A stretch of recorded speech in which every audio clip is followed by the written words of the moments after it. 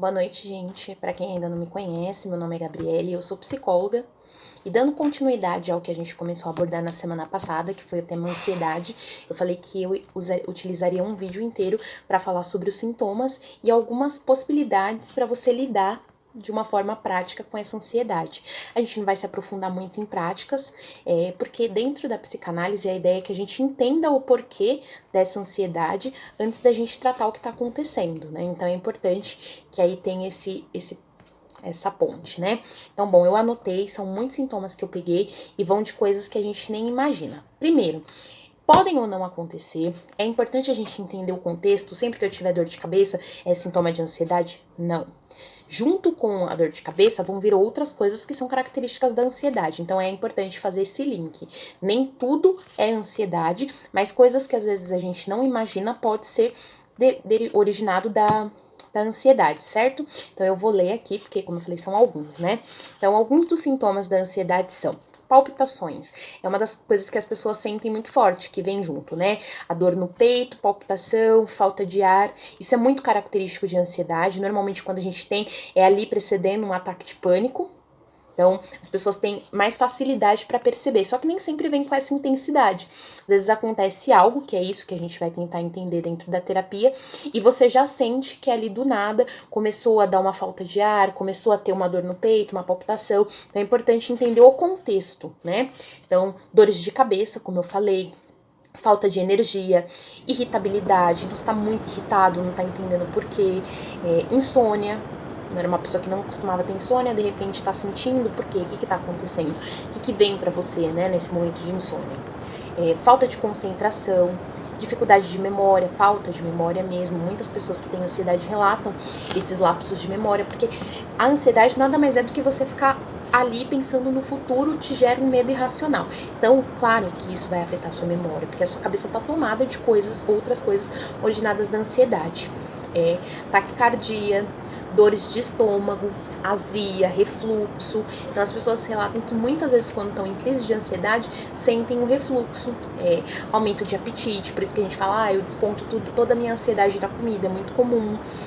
Diarreia, as pessoas não têm esse link, mas sim, acontece. Constipação intestinal, nas mulheres ocorrem ciclos irregulares da menstruação, ou ela vem pouco, ela vem muito.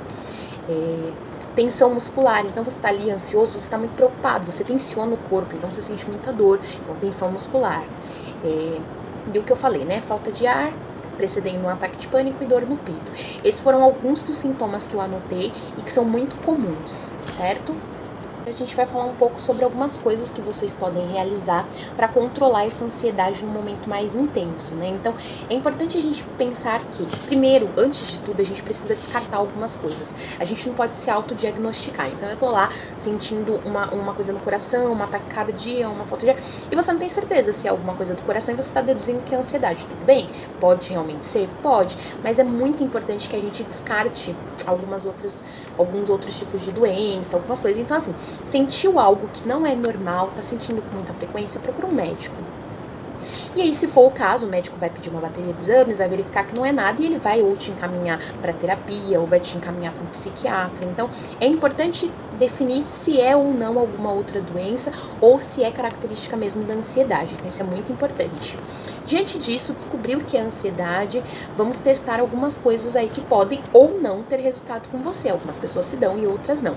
Por exemplo, em momentos que falta o ar, a palpitação tá forte, dor no peito, taquicardia, acontece porque a gente tá ali com um medo que não consegue controlar.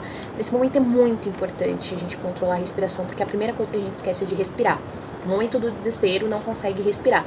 Então vai puxar o ar e soltando aos poucos e contando. Existem diversas técnicas desse molde, você pode pesquisar na internet alguma que é mais válida para você, mas lá no momento talvez você não consiga ter toda essa reflexão para fazer uma contagem específica, vai fazendo o básico, deita, relaxa, se já tá se acalmando, vai escutando uma música mais tranquila.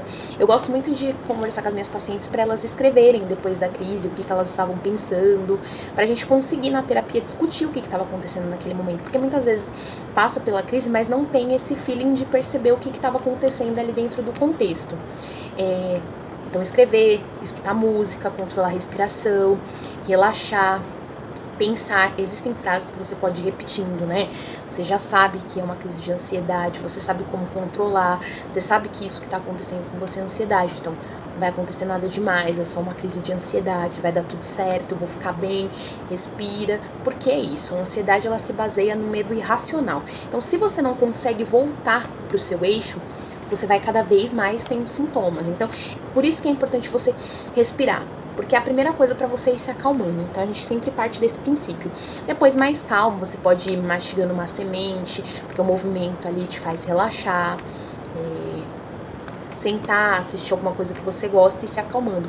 É importante também a gente pensar que depois da ansiedade, da crise, você vai ter alguns sintomas, né? Você pode ficar com o corpo dolorido, pode continuar tendo dor de cabeça, porque mexe muito com o seu sistema interno. Então tá ali, né? Bagunça tudo para depois você ir arrumando. Então vai ter características, vão acontecer coisas depois e é importante você pensar nisso.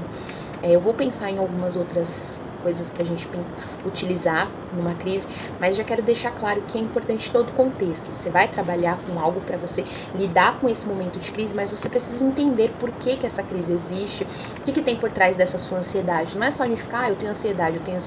Por quê? Por que você tá tendo crise de ansiedade? Tentar entender esse contexto é muito importante através da terapia que a gente vai conseguir. Então, espero que tenha ajudado. Acredito que na próxima semana a gente vai falar sobre autoestima, se não surgir novos temas relacionados à ansiedade ou outro tema que alguém ache mais importante, vamos analisar. Para quem ainda não segue, no Instagram, @psicóloga Gabriele, no Facebook, no YouTube, Feminismo no Cotidiano. Boa noite e boa semana, gente.